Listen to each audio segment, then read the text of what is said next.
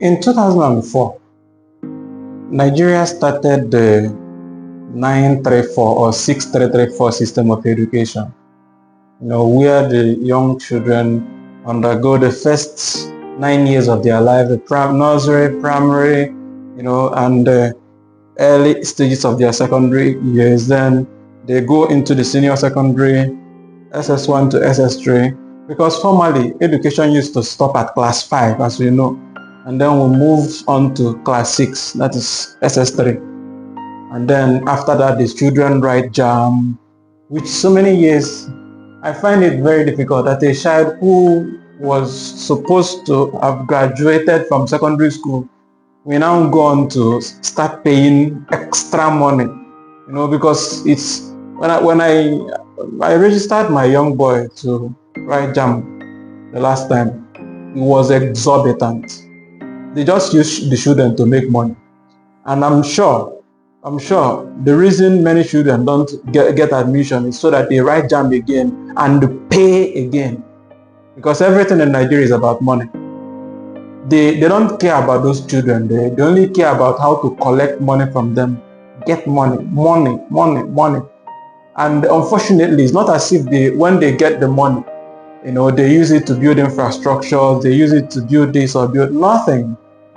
Just stack it in their pockets, build houses, do things for themselves and their wives and their children, send their children abroad. That is what Nigeria is. So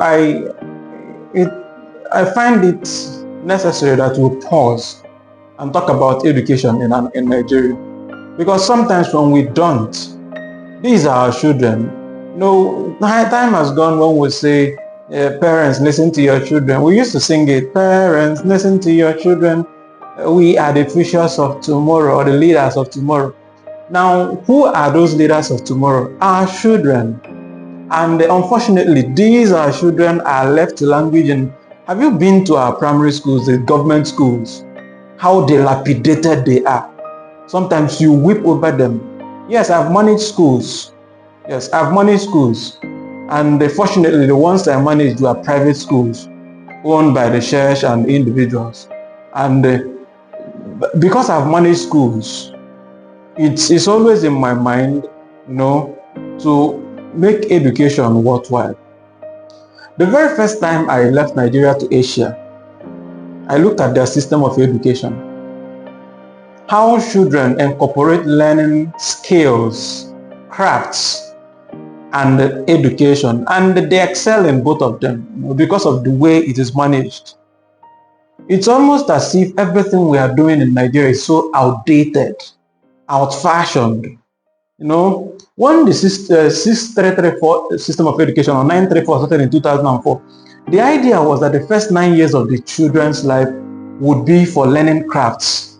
They learn life skills like carpentry, like making baskets, things that will make them survive in life, even if they don't further in their education. That was the reason for that 6334.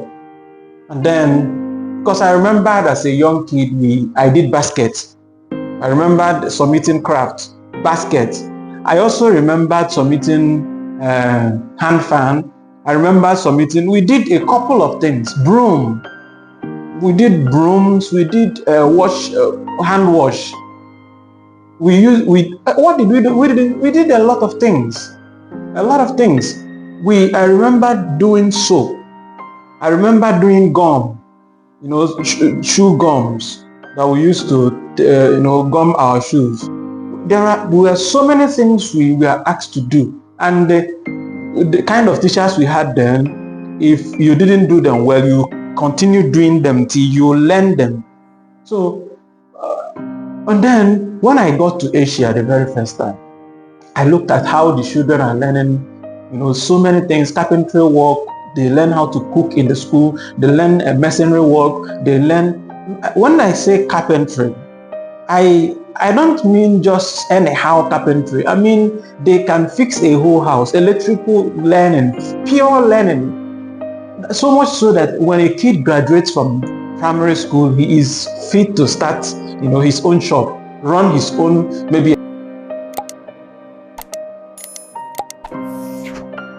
electrical or carpentry shop. because they learn so much. And one basic thing, during my early years of philosophy, I remember we did developmental psychology. The early years of children are the most necessary years of learning, because that is when their brain is the fastest to learn, the sharpest to learn, grabbing things, anything. That is why I keep telling parents, when I have chance to counsel parents, especially those going marriage counseling, I remember telling some parents, mind what you do before these children, because these children, their eyes and their brains are magnets. In fact, anything they see. That is why, let me shock you a little bit. When at a point you see somebody and something flashes in your mind that I have seen this person before, and you are trying to calculate in your mind, how did I see this? Or you go to a place and you are telling yourself, I have seen this before. Deja vu. We call it deja vu. But that deja vu, sometimes, in my own theory, I'm not talking scientifically now, I'm talking about my own theory. Deja vu sometimes are things you saw as babies, as young kids.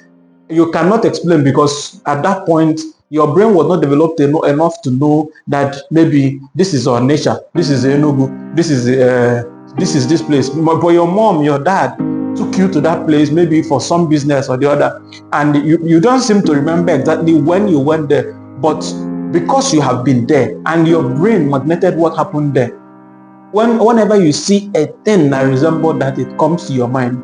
That's because it's whatever enters your brain stays. Remember, we have traced parts of the mind, the conscious, the subconscious, and the superconscious mind. The subconscious mind, everything you see. That is why I tell people to stop watching porn, because every dangerous or evil thing you see sticks to your mind, and sometimes they begin to act out even when you are. That is why when people have accident or have some problem, they begin to speak randomly. They forget what they are saying, or they don't know what they are doing there, but those things are the things in their subconscious mind playing out automatically, because they are at that point you can't control what is in your mind. So it's almost a thing of pain that developmental age of children in Nigeria, we don't take care of it. That is why parents are forced now to take their children to private schools, pay exorbitant prices in the private school, when the government could have subsidized education or made it free. In fact, this is the only country children are paying fees in primary school. I find it painful. Why would children be paying fees for primary education that the government should take serious, cognizance of, and make the children learn necessary skills that will equip the society? Now, that brings me to one thing. Because our education is flawed from the beginning, children are forced to, make up for what they missed in their primary educations, by seeking opportunities elsewhere. And when they are seeking opportunities elsewhere, the Igbo says we don't learn the left hand at the old age. Let me say it in Igbo. Adam wake benanka. So you don't begin to learn certain skills at an old age. Let me give you an instance. The computer. Do you know that most primary schools in Nigeria don't even have one computer, except maybe the ones the teachers have, or the ones the headmasters or headmistresses have? Appalling, isn't it? We don't have computers, and then we want our children to go to the moon. But you don't start early. They say catch them young, but Nigeria is not catching them young. We're rather making it hard for ourselves. We need to revisit our education system. We need to. We really need to. Something is wrong in Nigeria, and why it is paining me is because of the latent quality I see in Nigerians. It is there in Nigerians, but to learn how to manage those talents, those skills, it needs nurturing, because there is nature and there is nurture. Now, nature endowed us with a lot of things, but we need to nurture them, and there is no opportunity for some of these people to learn it, except when they go out of Nigeria. And unfortunately, Nigeria knows how to claim glory. When you go out of Nigeria and learn sports, or or something and become glorious. They want you to come back and become Nigerian.